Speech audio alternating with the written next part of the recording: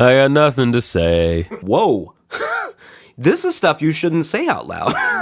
How in the fuck are we friends? I know too much, man. He's a jive motherfucker. Sushi jackknife. Sushi jackknife. Sushi jackknife. Sushi jackknife.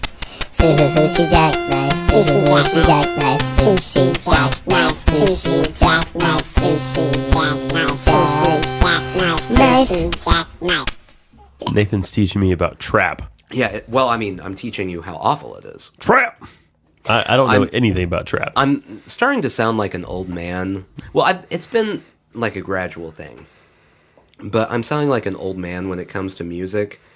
I started ranting at work the other day about how there's no one who cares about lyrics anymore in songs. I'm to that point. I'm kind of there. Back in my day, people, they wrote lyrics to their songs. This is Migos, is that right? Migos, like amigos with no A? yeah. Stir Fry, is that the song I should pull up? Well, the one I was just playing was Bad and Bougie. Bad and Bougie, all right. His female friend is Bad and Bougie. I've edited that for our listening audience. This is very popular. 488K likes. Yeah. No, everyone likes them.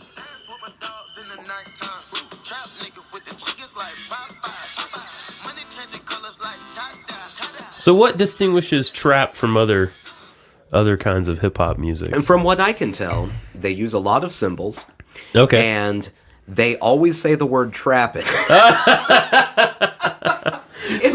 It would be like if there was a whole genre of rock music where one of the lyrics in their song was rock. There is. I'm playing rock. It's called classic rock. Yeah, and it's very bad. No one likes it. But by symbols, you mean like hi-hats and stuff? Yeah. Kind of 808 hi-hat type thing? No, not real. I'm sorry. There are no real instruments. In trap, they specifically seem to avoid actual instruments in favor of very, very fake-sounding instruments. Okay. Which, fine. I mean, I like drum machines and stuff. But, I mean, you know... You're barking You ain't Kanye. You know, he can do it. With an 808? Yeah. And a heartbreak? Yeah. Yeah, well, I mean, 808's like all over he can do it with music. anything. Yeah, he's a very talented guy. Whether you like him as a human being or not, he's very good. The people who make trap, no. they aren't. They've written... The people who produce beats, as far as I can figure out, have produced like 3 beats that they just cycle through with everyone. Okay. They all sound the same to me. Back in my day, hip-hop Kanye was using soul samples. pitching things all around, putting kids' voices high up on a keyboard. Yeah, did I mention Limp Bizkit the last podcast? I don't think I did. It was either the last one or the last one before. Welcome to Sushi Jackknife. Yeah. Hi. That my coworkers didn't know who Limp Bizkit was. Right. Because they're young people. Yeah, that's what has put me on this whole I feel old kick. So now every time they bring up music, even though I didn't like Limp Bizkit, I feel it necessary to defend the music I grew up with. Yeah, sure. So one of the guys I work with only listens to rap, like exclusively rap, and it's all stuff like that. And every time it's just, I just have to make that noise at him every time, and then start telling him about real music. Does he like old school hip hop? No. No. No one likes old school hip hop if they're young enough. Oh, I like it. Oh, I'm not young enough. We understand. We understand. This is actually an ongoing thing. I saw a whole article about this. Really? The all the lil rappers. Lils. Not little rappers. They're not little average-sized people. Yeah. But they're lil. There's a whole bunch of them who refuse to acknowledge old rap. Why? Like I can't remember which one it was. Like no Run DMC, no Public Enemy. Worse, no Tupac. No Tupac? One of them got asked about Tupac in an interview, and he said, Tupac is boring. I'm shocked. I don't care what genre of music you're in. If you say that, you should be kicked out of music. Wow. This is like it always makes me think like in the 70s, it was like the late 70s. It was like the punks versus like the more like psychedelic people. Like the Pink Floyd, like punks hated Pink Floyd so much. You know what I mean? But they were a response to Pink Floyd. Exactly. Like, we don't want 9-minute songs. We want 3-minute songs. To make us feel fucking rad. Is that kind of what we're dealing with, you think? I don't know. Yeah, I don't know. Maybe. Although, I don't want to compare it that way because I like punk and I really don't like trap. It just makes me unhappy. Oh, I'm not saying that like they're, it's not like one. No, to I one. know. Yeah, the generational aspect. The generational of it, thing, yeah. Because like 80s music is a big turning point for a lot of people, like you either sort of love it or hate it, basically. Like I feel like a lot of people who like classic rock, I'm going to use my father as an example. Okay. Like he That likes Led Zeppelin and everything. He also likes like grunge. Okay. Because he was born in... But he hates the 80s? He doesn't like a lot of 80s. No, not really. That's interesting. Tom Petty, but that's about it. I would have figured there was more like a bridge. I don't know what the bridge... In the 80s. Like, it tapers off in the 80s, and then in the 90s, you're done. Yeah. No, I'm trying to think of... Because in the 80s, it was like... At least rock music, I think, was pretty stratified between like you got a lot of hair metal, that kind of thing, and then like new wave or underground kind of stuff, Yeah, in the 80s, you got hair metal. Yeah. And you got really heavy stuff. Really heavy, like and then, Anthrax and Metallica. And then the Culture Club. yeah. And like those are very Smiths polarizing choices. The Cure. Right there. Yeah, it's a very I think we were a very divided culture at that time in many ways, Yeah, I blame Reagan. Yeah. Oh, yeah. Why did he break music? He did. Well, he also helped create it, though. That's true. Yeah. Without him, there is no NWA. Inadvertently. Yeah. He helped. Yeah. I mean, if he hadn't, I heard this somewhere. I don't know if this is true that the Reagan administration like ended music programs in a lot of black schools. Oh no, that's true. Is that true? Yeah. And that led to the I've creation heard that of many times, hip hop. Yeah. Well, it didn't necessarily lead to the creation of it, but I think it lent to the DIY aspect of early hip hop. Yes. Like you didn't have training. Right. You taught yourself how to do things. Right. That's why you're scratching records and Yeah. I mean, that's what you have available to you. You're doing something like completely original. I mean, like as much as we love punk wasn't completely original. No, well, and as much as you want to say all of it was DIY, Yeah. it wasn't. No, like no, you start looking at like the Sex Pistols. Malcolm McLaren bought them everything. You look at the Ramones; they had pretty serious label backing most of their career. Yeah, wasn't one of the members of the Clash like actually really wealthy? Or am I getting that wrong? Yeah. Well, and then a lot of them too. They like you want to say it's DIY stuff, but like I was reading the Steve Jones biography a while back from the Sex Sex Pistols, guitar player, right? Yeah, yeah, and all of their equipment was like really high-end professional equipment because either Malcolm McLaren, their manager, bought it for them, or he stole it from David Bowie. There's a lot of, I stole stuff from David Bowie stories. That's amazing. Yeah. That's amazing. And I'm sure Bowie at that point was doing so well he didn't care. No, he probably didn't notice. It's a coke-fueled haze. I was going to bring this up last podcast and I forgot. Yeah. I don't know if we've ever discussed this. How do you feel about the Strokes? I like the Strokes. Can I say more than that? Yeah, go ahead. I like the Strokes in the sense that when they come on, if I'm in a restaurant or something, or if they come up on my iTunes or something, I'm like, oh yeah, the Strokes. Like that stuff is all really solid. Yeah. Are they anywhere on my like favorite bands list? No, because there's no like real content there. I mean, there's no real like emotional. You know what I'm saying? Yeah. There's nothing to connect with. It's just good, fun rock music. Yeah. So, Julian Casablancas, lead singer. Yeah. Last night. he was giving an interview. I'm pulling it up right here. Okay. He's done some solo records and stuff. Well, too. and that's why he was giving this interview. Okay. With Vulture. Vulture. Have you ever heard an interview with him? I've heard that he's a raving asshole. Is that is is that true? That is where we're going with this. Okay. That's what I've heard, Nathan. So, and I'm not going to go through the whole interview because Lord knows no one has time for that. No. If you really want to see it, go Vulture. Just Google Julian Casablancas. Vulture and Vulture. You might get a picture of him as a vulture. It'll pull up. But I wanted your reaction to this. Okay. Let's see. His new band is very political. And he was talking about the difference between popular music of the time and what he thinks should be popular. So he doesn't think, for instance, I'll just read this exchange. Okay.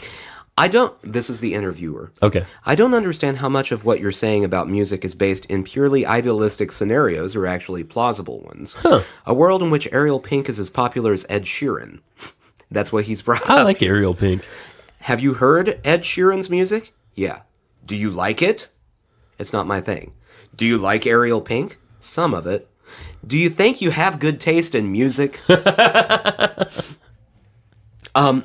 So this is where I wanted your reaction. Okay. Knowing how into music you are. Yeah. And you. We both are. Yeah. Oh, well, I know my reaction. I already read this. Okay.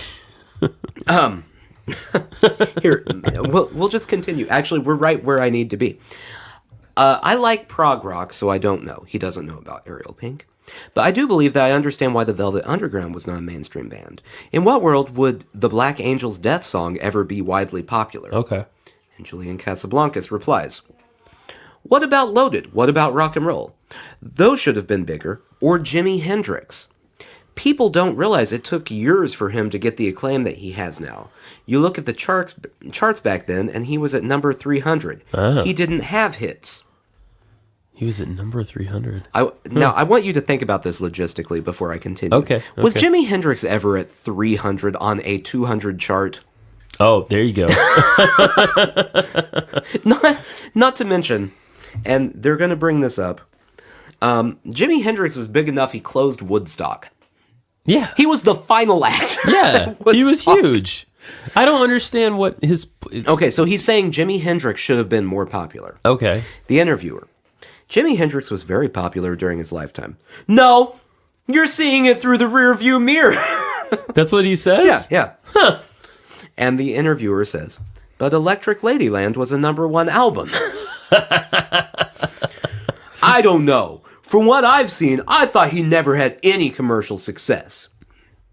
So then he continues. Sounds like he heard a thing that was wrong and he just kind of went with it. Well, and that's what I thought. And I was willing to ignore it. Okay. And I'm not going to hunt for the exact quote here. But he starts talking about other people who should have been popular in their lifetime. Such as how David Bowie had no success in the 70s. What? What? Okay. David Bowie should have been more popular in his lifetime. In the 70s. In the 70s. Specifically during all of his heyday. Like, really, the 70s was David Bowie's heyday. Yeah, I mean, he had like a kind of a second wind in the 80s, but yeah. That was the Ziggy Stardust era. That was... I mean, he kind of made a little splash in the 60s, I feel like. Yeah. A large splash. He started like late 60s. Yeah. I believe... Ground Control and Major Tom. That was 69, 70. Okay. And then the glam rock thing in the 70s. Yeah. Ziggy Stardust, huge. Rebel. Yeah. Huge. Fucking Young Americans, huge. These are all records in the 70s. So here's the question I had for you. Wowzers. Knowing... Insane. Diamond Dogs. Jesus Christ, all these records. He made so many records in the 70s. Yeah. And all of them were wildly successful. Yeah. I mean, to the point that he was the one discovering people. Yeah, like Lou Reed. Yeah. He was that good. Yeah. He had John Lennon on one of his fucking albums in the 70s doing Fame. That's John Lennon. Okay. So the entire interview Who also with Julian Casablancas wasn't appreciated enough. Sorry. That's true. Yeah. Julian Casablancas is talking about his new album, Okay. which is wildly political. Okay. My question to you, if he can't get the facts that Jimi Hendrix Yeah. and David Hey, Bowie David Bowie. experience success, correct, in an interview, can you listen to an album by him Absolutely not. that has a political slant No. without going, oh, this guy's an idiot and he doesn't know what he's talking about? That's why you don't. Okay. I don't really mind politics in music. However, it's very tricky. Mm-hmm. The only two bands I can think of that have done it really well as their main thing, like you might have a political song here or there. Mm-hmm. The two that I can think of that have done it really well are Rage Against the Machine Yeah, and Public Enemy. that is correct. And the reason is they have a historical bent. Mm-hmm. And the things they're saying aren't like super... They're specific, but they're not like, well, they're not like, that policy, Title 1975 and this amendment and blah, blah, blah bullshit. Yeah. Like Chuck D, Zach De La Rocha, they have knowledge of what's happened Yes, exactly. in the past. And lots They're of not knowledge. going to give an interview Right. where you're listening to them going, oh, they're stupid people. Yeah. They're well They're read. very stupid. They're incredibly intelligent people. This guy is a fucking idiot. This is the sort of thing that is wildly detrimental Oh, yeah. It's very detrimental to any political movement. to music also. Well, to music and to Yeah. his politics. Absolutely. I mean, he's definitely left-leaning here. Yeah, I hope so. I mean, And one the would right think. people hate celebrities that don't know what they're talking about. Yeah. We should have known a long time ago because on the first Strokes record, it's one of the last songs, might be the last song. Literally the only lyrics in the song are, I got nothing to say. I got nothing to say. I got nothing to say. I got nothing to say. Yeah. Yeah. Yeah. Should have took your own advice And there, stick buddy. there. Yeah. And Jimi Hendrix had no success. How could he possibly know anything? He doesn't seem like he lives in a fact-based world. No. Well, and I want to meet the person who told him that Jimi Hendrix was charting at 300 at the time. I just want to see the look on their face because I feel like it was a thing where they're just like messing with him. I think so. They were fucking with him. And but- they read this interview and went, huh. You know who told him that? Quincy Jones. Probably. Quincy's been going off the handle. Oh, he's lost. Did we talk about Quincy? Oh, man. No, we haven't. Oh, fuck. We got to talk about Quincy. There's so much. I had to stop reading bits of what he man. said because I'm like, this is all I'm going to get done the rest of my life. He's an old guy at this point. I think I'm just playing some trap in the background. Oh, yeah. Just for you. He, I'm getting distracted by the trap now. this was also Vulture, by the way. Vulture's really getting the stuff. I don't know Vulture at all. It's, I'm not sure if it's associated with AV Club or what, but it's just one of those websites, and they get a lot of interviews. Oh, the Quincy thing is Yeah, Vulture. yeah. Okay. Yeah, he's been working since, the late 50s, I think? I want to say. Well, and so I have the interview pulled up. Okay, me too. First question. You worked with Michael Jackson more than anyone he wasn't related to. What's something people don't understand about him? I hate to get into this publicity, but Michael stole a lot of stuff.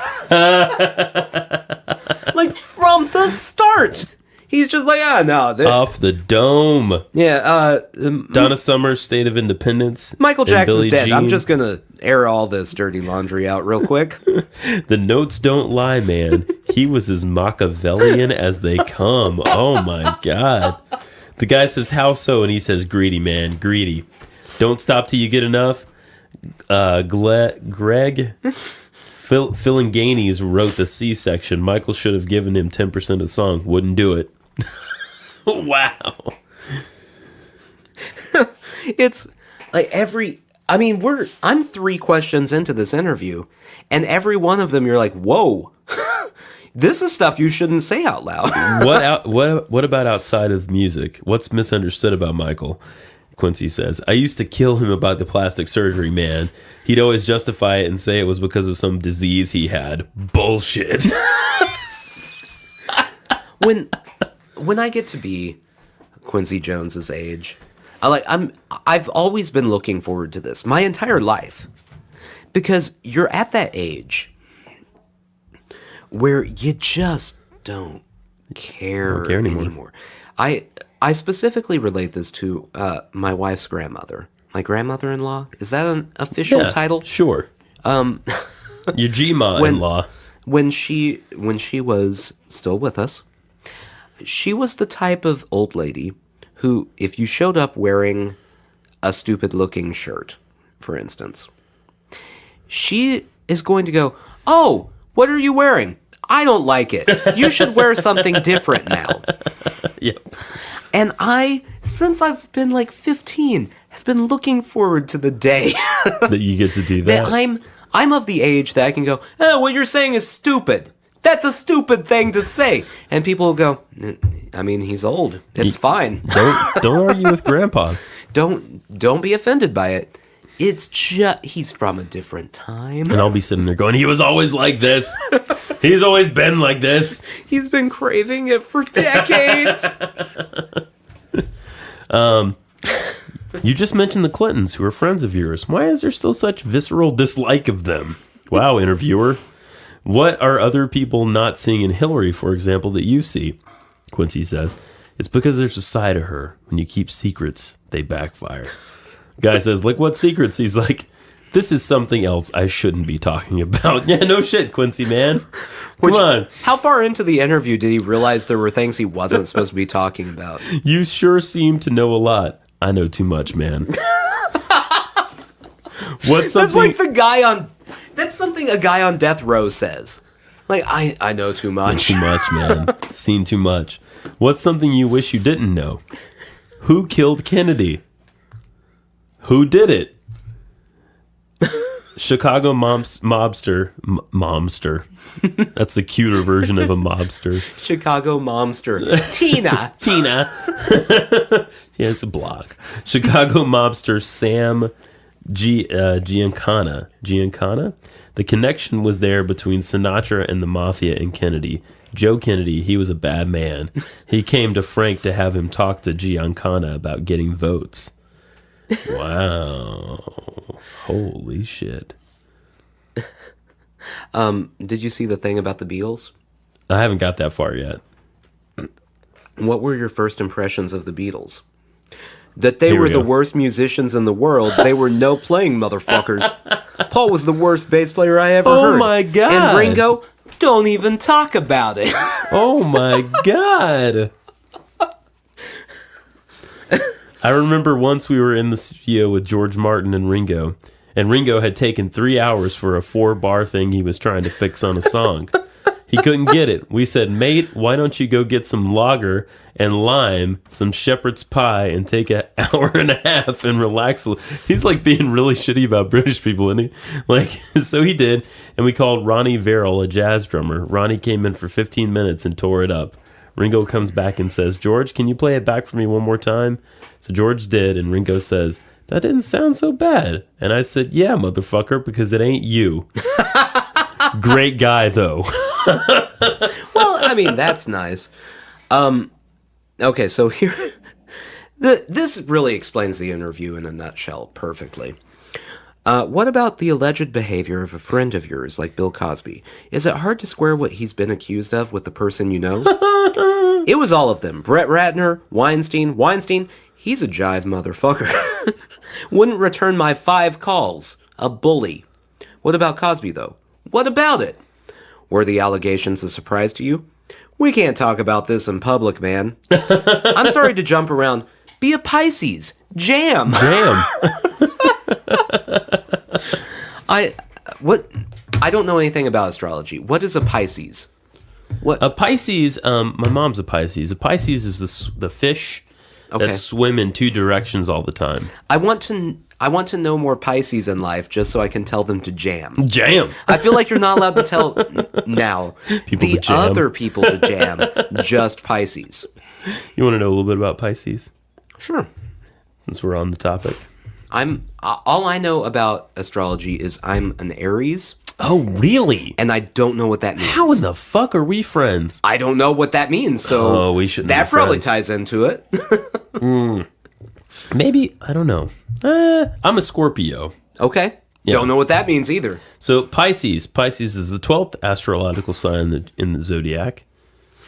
And awaiting more information. Oh, here are some Pisces for you. Maybe this will be a window. Okay. Rihanna, Uh-huh. Bieber, Okay. Einstein, Nope. Steve Now I'm Jobs. confused. Steve Jobs, Floyd Mayweather, Now I'm very confused now. Eva Mendes, None of these seem to tie into each other. George Washington, and Daniel Craig. No, they don't. It's because What do George Washington, Daniel Craig, and Floyd Mayweather have in common? they're all, and Quincy Jones. Pisces are very friendly, so they often find themselves in the company of very different people. They're selfless. They are always willing to help others.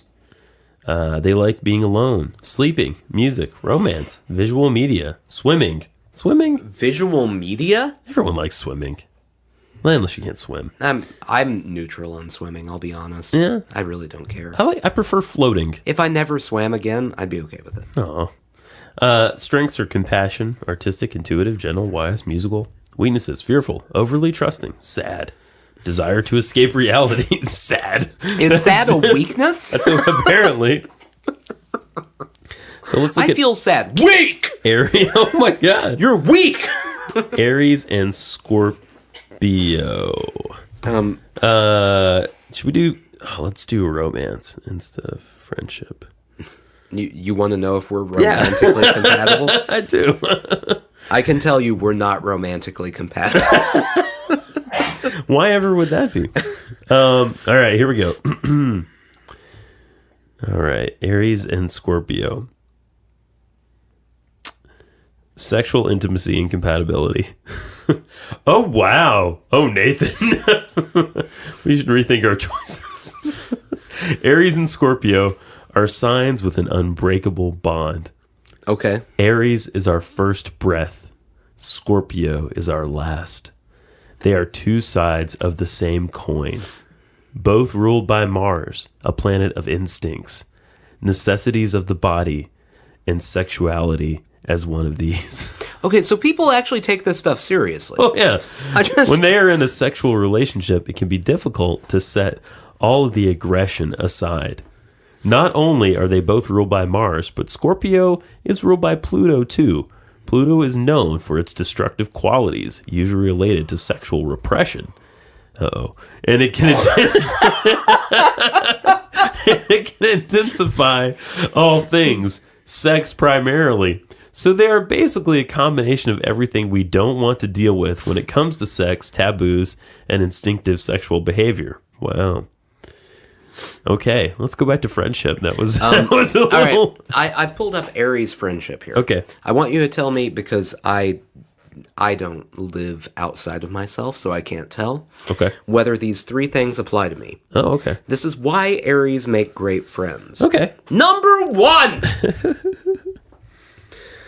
Aries naturally have a wide open view of the world. They view each moment in relationship as a new opportunity to express themselves and gather more life experience.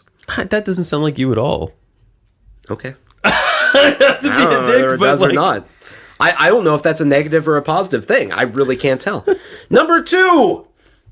Aries' legendary spontaneity. All right, we'll stop it right there. You're not spontaneous.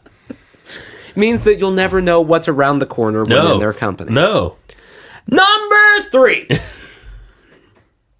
One of Aries's Yeah, sure. mottos is never miss out.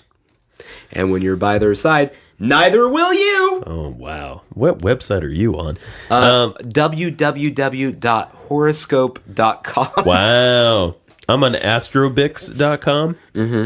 A friendship between an Aries and a Scorpio is like a friendship between two very similar people. Okay, now we're getting somewhere. They both like power. And this sometimes leads to conflicts between them. But if they learn to cooperate with instead of fighting against each other, they can go far. Aries are more likely to take the first step and initiate things that they both would work for. But Scorpio tend to be more resolute and more focused as the work progresses. This is like opposite. Okay. Yeah. Aries express loyalty to their friendship fiercely, but Scorpio has a deeper devotion to their friendship. I don't know what that means. Now, here's an issue. An Aries, yeah. It says one of the colors I should avoid is dark blue. Okay. Because it's staid and traditional. Dark blue doesn't bring out Aries' vivacity. Oh, vivacity. And may make them feel awkward. Is that my problem? I love blue. I think you're misaligned with your astrological sign, man. Well, I'm right on the edge. Oh, what's the other one? Well, no, I mean, what's before Aries? I don't know. But, like, Aries starts on the 21st. My birthday is 27th of March. March, okay. Yeah. It's coming up here. Oh, see, that's a thing, too. We're in Aries season. My birthday is the 27th of October. So I don't know if I just slightly missed what should be my astrological sign. My guess is it's all nonsense, and I don't have to listen to any of it. Nathan, you might be a Pisces because my mom's birthday is March 11th. Well, I'm not. She's a Pisces. Okay, so 21st. I've looked it up. So that's the cutoff. I'm right there. Right on the line. Well, your birthday is the 21st. 27th. 27th. That's what I thought. Okay. Yeah. I'm less than a week away from the line. Maybe here. you have some Pisces-like characteristics, though. Or it's all gibberish and doesn't mean anything. That could also be true. I mean, I don't want to ruin the thoughts of anyone. Sorry, just a little more trap. I don't want to ruin the thoughts of anyone who is a believer in astrological signs. Yeah. But if you really believe in them, you're an idiot. Okay. Wow. Let's see. I mean, mine's always kind of been applicable to me. Like, there's an intensity, kind of passionate. That's a very general thing, though. That can apply to everyone. I suppose that's true, yeah. It would be really weird if a person read that and went, I'm never passionate about anything. Do you know your Myers-Briggs? We've talked about this, I think. I did it at one point. I don't remember what it was. Mine's pretty bang on. I'm an ENFP. Let's see. I was looking to see on the relationship stuff. And while you're waiting.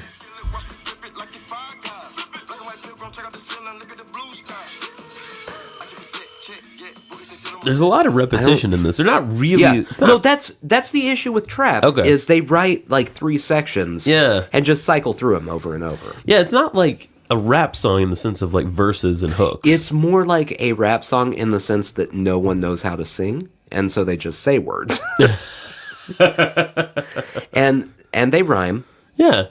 For the most part. But they're like, it seems like a very particular rhyme scheme. Well, it seems, it's a very particular rhyme scheme, and also it feels a lot like someone got a rhyming dictionary and just went to town on that thing. Like you're not doing like multiple syllables or anything that rhyme. It's that one word at the end of the line every time.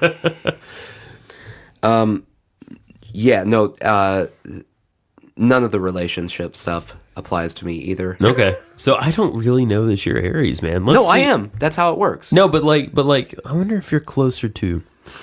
You don't seem Pisces, though, because like I say, my mom's Pisces, and I don't know if I seem Pisces or not, because... Totally see it. As previously stated, it means nothing. Pisces and Scorpio. I feel like our friendly neighborhood tarot card reader would probably be upset that I'm saying things like this. Oh, I think she would. It's been a while since we had our tarot read. Yeah. We should do that again sometime. I mean, I generally think most of that was gibberish, too. Well, see, I got a lot out of it. The self-analyzing portions of it. That's been driving a lot of thoughts for me for the last few years, actually. But I went to this website. Yeah. Horoscope.com. for those who didn't catch it. It's a resource. Thinking I'd get to see a horoscope, because I've never looked at a horoscope. Like, really. Like a day-to-day horoscope? Like, what's today for you? Yeah. Yeah. And it doesn't seem to have one. Which is an interesting choice for their website here. No. Pisces, Scorpio and Pisces, friendship. The 8th sign of the zodiac, Scorpio, is a feminine, fixed, negative water sign. It is represented by the planetary symbol, Scorpion. That seems right. That adds up. Scorpios are fiercely ambitious, driven, fearless, and persistent. Okay. Where's the bit about being frenzies? Pisces is the last and 12th sign of the zodiac. Feminine, mutable, negative, water sign. And March 20th. Okay, I see. Oh. Yeah. I don't know what we're agreeing with. Yeah, I don't either. It's just yeah, I'm kind of over this actually. I'm with you. Well, it's gibberish. I don't know this total gibberish, but it's I don't know. But okay, A lot of what you I want find. you to explain to me scientifically. Oh no. I'm not I'm not apologizing to that level. How any about of this Zodiac. makes sense? I don't know, Nathan. I leave space in life These for a mystery. But this, like, astrology is directly meant for the people who experience deja vu, for instance. Yeah. And go, wow, I remember that happening. That was a psychic event. Not, oh, my brain fired in a weird way and it felt like I remembered something. Yeah. Yeah. It's directly meant for those people. Yeah. I have a coworker who, because she has had multiple moments of deja vu, feels like she's psychic. Really? And I'm not... She means it. Yeah, she actually legitimately thinks she has psychic moments. That's interesting. She just can't control it. No. But I would guarantee you, she would look at this astrology and be all over that. It's worth saying if you had enough deja vu, you would be thinking that you had a brain disorder. You'd be wondering. See, Yeah. I would rather be her, because if I had a lot of deja vu, it would be a lot nicer to go, wow, I've got a unique power, not, how much does a brain scan cost me? Is it covered in my... Is it voluntary at this point? Is there a way that I can... Yeah, is it voluntary? Do I need to have a doctor refer me? Should I venture into the black market for brain scans? Yeah, I would immediately go there. I just got to get scanned, man. So, really, I mean, this is a thing I've run into a lot in my life. Being a scientifically minded person. Yes. Like, I want proof. I want science Stuff. on anything like this. Absolutely. Being that person, it's really difficult in some moments of life because you can't just go, it's the universe, man. Like you go, oh no, that's because of this. And then you start thinking, am I dying? Yeah. Is it a tumor? Is a tumor causing me to have this deja vu? Things like that. Of course. It would be nicer if I was willing to ignore logic. You know what? You know what? Just listening to something about that today. I was listening to an Alan Watts book. You familiar with No. Alan Watts? He was pretty awesome. I don't know how to describe him, but do yourself a little Googling and he's a deep subject. Okay. He's kind of a spiritual, philosophical guy. He's one of the people who brought like Eastern thought to the West. At the beginning of that. He culturally appropriated that? A little bit, yeah. Cool. Lena Dunham hates him so much. He was talking about, this is a book he wrote in the 50s. I mean, pretty ahead of its time in some ways. Mm-hmm. He's talking about, scientific worldview and kind of, obviously accounting for that versus a religious worldview is like, well, you know, a religious worldview keeps you future focused, and there's like there's a purpose behind that, because you'll put up with a lot more bullshit in your life, you know, back in the old feudal days, for example. Right. If you think that at the end you're going to get a great reward, right? And so he's not anti-science, because he's like, well, that obviously we needed to get out of that mode. But science keeps us sort of focused in the past, in a sense of like, well, here's how things have happened. Here's how things, you know, happen. And he's just arguing for like a present moment kind of, you know, consciousness kind of thing to keep you, well, because you can't, because the past is gone and the future hasn't happened yet, right? So yeah, I don't know. It's just a little thought on that. Yeah, it reminds me. There was a speech. I don't know if it was a speech or just an essay from Kurt Vonnegut. Everyone knows I'm very fond of. You are of the Kurt.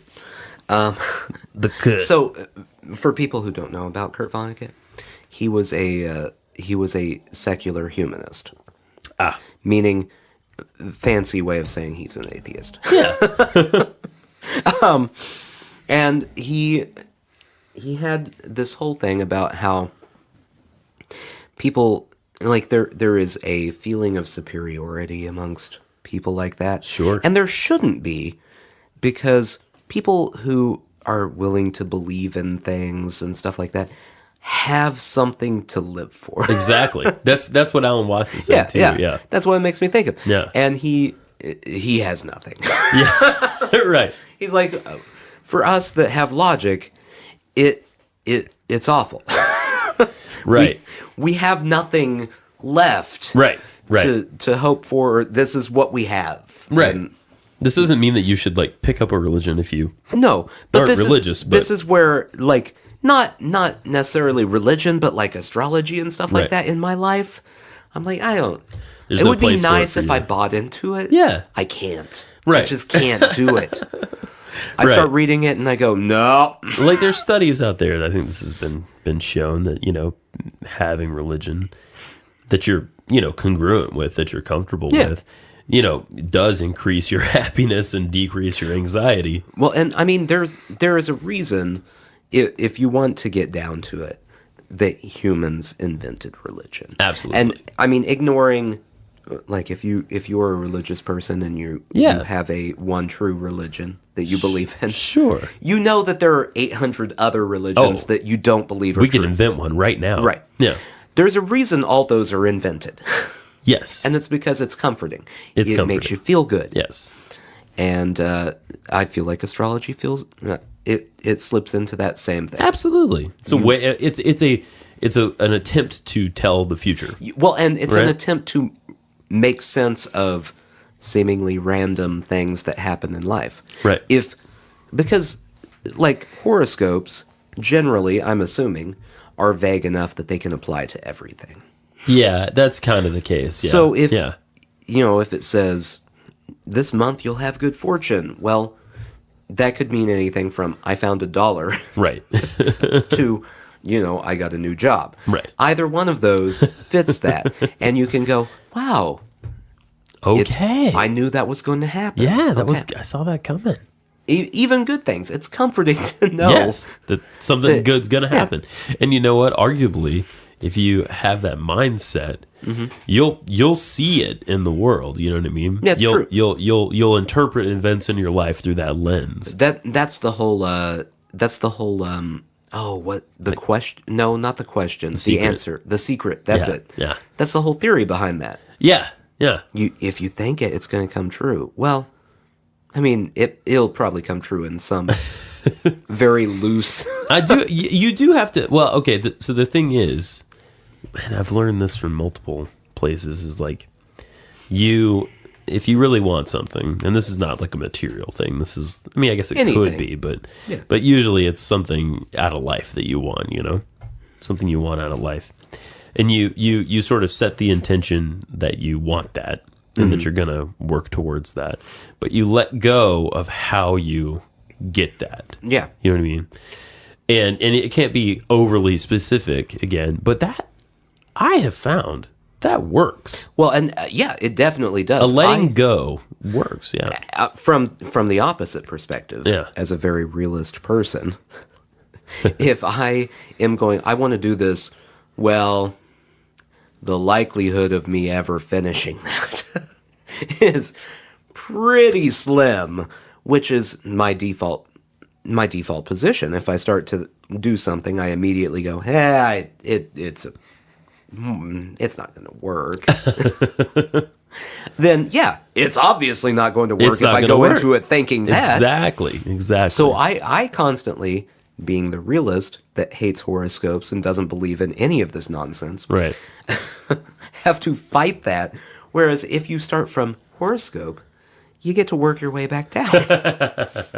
I'm going uphill all the time. Sure. No, I mean, and you know what? It's no good. You know what? I find I'm an optimist generally, and I find people like you refreshing actually because the problem with being optimistic, or at least being the kind of optimist that I am, is I see opportunity everywhere, and it makes it very difficult to actually make decisions. Too much opportunity. Too much opportunity. You want to narrow that down. Yeah, and you gotta, and the only way I've been able to do it for myself is just kind of test it out in the world. You know, I try something. So you need people like me to narrow down your opportunities. It helps. Yeah. Okay, well, I'm going to do that real quick. Okay. In case you were thinking about it, no, you can't be a rapper. Oh, Trap or otherwise. that occurred to me once in my life. Did you know that? That you wanted to be a rapper? Just A trap rapper? Not a trap rapper. This is before trap existed. In the trap? Ever so briefly. Wow. It's the rhyme scheme. It's every one of them is just Dubba-da. Yeah. It's just it's Yeah. so infuriating. There's something about the rhythm of it too that's not as pleasing as other rap. All of it's very bad. So I can't be a rapper. What else? Yeah. Fashion model? Aw. Nah. No. No, sir. Now why is that? No. You aren't cut out for it. I mean, look at this. Look at. I like this. Look what you're rocking right now. I'm like what I'm rocking. You've got a 30-year-old T-shirt. I don't know how old that T-shirt is. This is a pretty old T-shirt. Yeah. And the hat that you always wear, which that is your trademark. I'll give you the trademark hat. Thank you. But it makes my head. You know what's the problem with the hat is? It makes up for the lack of hair, but it. Your house weird is noise making back spaceship noises. Yeah, it's gone. Okay. The hat, it's making up for the lack of hair, but it like squeezes on my head all day, and I feel like I have to take it off to think. You know what you need? What? So if you're making up for the lack of hair, Yeah. but you don't want your head squeezed, wig. You know what? Just a big, not like a sensible wig. Not a sensible way. Like think fro. Go for it, Like- is what you're saying. Well, have you seen Welcome Back, Kotter? Yeah. Yeah. Go for that. Go full Kotter. Just something Yeah. completely ridiculous that no one's going to believe. And then if you want to wear your hat, you can just jam all that in that hat. Maybe I could get like a like green or blue or something. Oh, let's not get crazy. I always wanted that. Always wanted that. No, that's not in your wheelhouse. Oh, come on. See? He just did it again, everybody. He's helping me make decisions. Yeah, it's Fashion model. Fuck you. I honestly, I think I would be concerned if I met the person who was well adjusted in between the pessimist and optimist, like perfectly well adjusted in the middle where they don't need anyone else. That would be a bizarre person. I feel like that's the person who becomes like the serial killer. That's a sociopath. Yeah. I don't need another person. I'm good. I think the world's terrible, and I'm okay with it. And see, I can help people who don't see a lot of opportunities see opportunity Yeah. in things, right? Like I have a friend who is, her tendency is to is to think about how she's going to feel before she tries something. And that keeps her from trying things. Oh, I do that all the time. Yeah, okay. Well, you need me too. Versus like just kind of doing something and seeing what the hell happens. You know what I mean? Yeah, but that's like how you die. So, well, I mean, it depends on what you're doing. I'm just going to try this and see how it goes. Oh, a speedball's a bad idea. I died. Well, at least you didn't advance the species. 8-ball. You said speedball. What's a speedball over an 8? The same thing? I'm sure it's the same thing. Do you Don't think worry about it. Think they know about it? Think they know about it in the trap world? What do you think the drug of choice is in this scene? Oh, lean. All day long. Lean? Oh, lean. Is that what's lean? Lean is it's the scissor. It's syrup? Okay. Yeah. You get that cough syrup, you mix it with a sugary soda, Oh boy. and you drink that all day long. None of these people have teeth. No, is what it's a you're saying. terrible idea. Did I tell you about this? You did tell me about this a while ago, yeah. I watched a documentary, for the people who aren't you, talking about the rappers that drink lean, scissorp. It's prescription cough syrup mixed with Sprite, and they'll throw in like some Jolly Ranchers because Why the fuck not? you might as well. But there was a guy on this documentary, and I don't know what it says about me that, like, this documentary, there's a lot of horror stories about all the stuff that happened when you got hooked on this prescription cough syrup. But the thing that struck home to me the most was this guy who had been hooked on it and got off of it. But when he got off of it, had like $15,000 to $20,000 worth of dental work. No. Because he'd been drinking this stuff every day, nonstop. Fuck, dude. For years. Oh my god. I mean, it's just like having sugar constantly in your mouth. Yeah. What are the effects of, like, how does that make them feel? Is it like a depressant or It does. It slows everything down. it slows everything Yeah. down? Okay, that's when they call it lean. Yeah. Because you yeah. lean. Yeah, I think that's it. Okay. yeah. Okay. It's the history of it was blues musicians Okay. started with they would mix like over-the-counter cough syrup Yeah. with beer. Ew. Yeah, it's a really gross idea. That sounds awful. And it just developed from there. Wow. So blues musicians going back to what, the Like 50s or like something? 60s, 70s. Okay. From what they were Okay. saying. And now it's like Southern rappers Okay, specifically do this. It's a very bad idea. How do you get the prescription cough syrup? I mean, Black market. black market for it, Yeah. huh? Yeah. I mean, the same way you get any other drug, I guess. I guess I don't so. know how you buy drugs. If I wanted to try a drug, I'd have no idea how to get it. Oh, we could figure it out. Well, I'm sure you can figure it out. But I just like offhand, like, let's say one day, like right now, I'm reading a book called The Electric Kool-Aid Acid Test. Oh yeah. Okay. That's no. I can't think of the Ken author. Kesey? No. Well, it's about him. It's about Ken Yeah. Kesey. Okay. But I like reading that. First off, I don't want to try acid. No. Every story involving acid in that book, you're like, oh, all the bad things keep It happening sounds like when a they're fucking on the nightmare. acid. Yeah. It does not sound great. But if I wanted to, Yeah. I don't know how you get it. I don't Do know you how to- walk around to people you know and go, hey, so like acid, right? I think acid's probably harder to get than other stuff because acid's not as like. I mean, I bet if you're a drug dealer, you're like, do I buy more lean this week? Do I buy more acid? Well, like, and I've known people in my life like weed yeah. that they know how to get weed. Oh, you meet pot dealers everywhere. yeah. But anything beyond that, Yeah.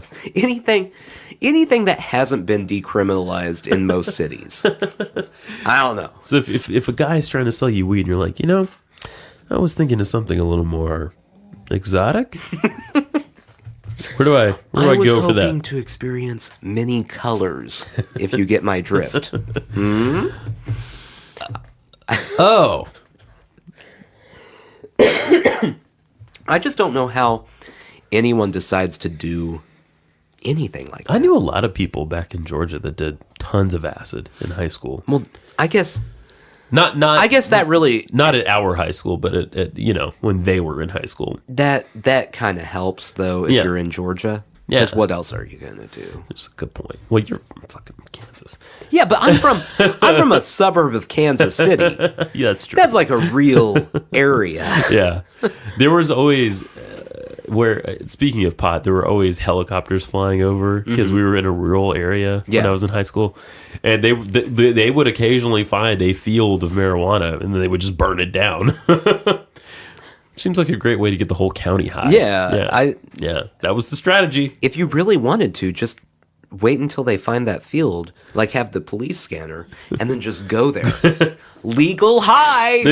You just stand there and breathe. Oh yeah, that's it. Oh, But yeah, people were doing that. Meth was big in my Well, day. and still, Yeah, well, yeah, it's still big. It's still got a hold. I don't know if you've heard of Breaking Bad. Oh, yeah. That's what that was all about. People were, when I worked at a hotel, people were trying to make it in the hotel rooms a couple times. So most of my relatives live in Oklahoma. Huh. And every Oklahoma news story I've heard in the last couple of years has been a person in Walmart trying to make meth. This has happened multiple In times. Walmart? So there's a method apparently. Method. For meth. Oh, That involves just shaking I've stuff heard in of an this. empty soda in bottle. an empty soda bottle, yeah. But if you do it the wrong way, it explodes. Oh my God. And this has happened multiple times. Oh my God. In Oklahoma specifically, because they ain't so bright. They're just like walking through Walmart. I would love to see the reaction on like a cashier's face when they see a person just walk by shaking their bottle. Just shaking it vigorously. Like, no, I don't know And what then that they is. explode. And then, I mean, it never kills anyone from what I've heard. It's always It's just... not a big explosion. Yeah. Okay. It's just always like, oh, well, that was a really bad idea, and now you're arrested. Yeah, and your hand is all fucked up. And you can't possibly make, like, that much meth You out just- of you that, just I would need assume. You just need enough for the moment, man. Yeah. But, I mean, you gotta be doing that all the time. Yeah. Yeah. That's a lot of Coke bottle shaking. Well, I'm assuming 2 liter. I wonder In if- my head, that's what it is. I wonder if people using meth have like theories about what kind of soda bottle is better. Like, "Oh, I blew up because you used the Dr. Pepper, man. It's got to be Mountain Dew. It's got to be Mountain Dew. I only use Coke Zero. Yes. You know this about me. Not the cherry Coke Zero. No!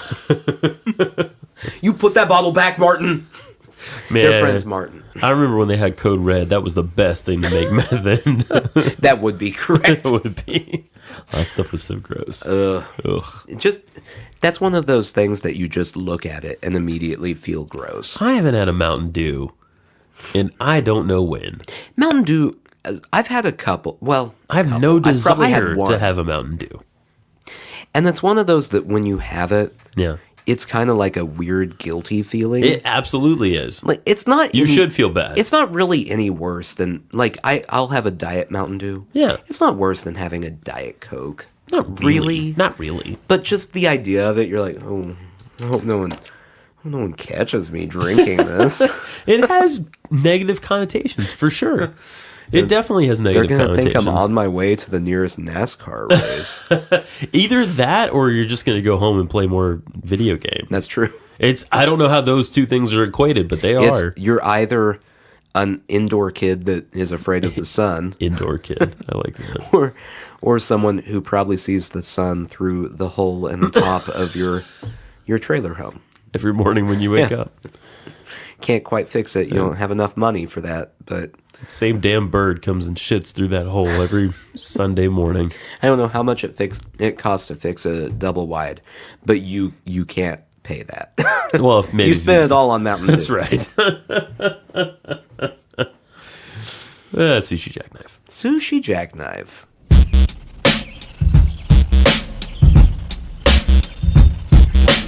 She was snoring the whole time. I know. She was snoring. It's awful. Oh She's staring boy, right Nathan. Right at us. She's staring at me with that weird eye thing that they do. You got weird ass dog. Telling me. Oh my god. Nathan's staring. She is, isn't she? No.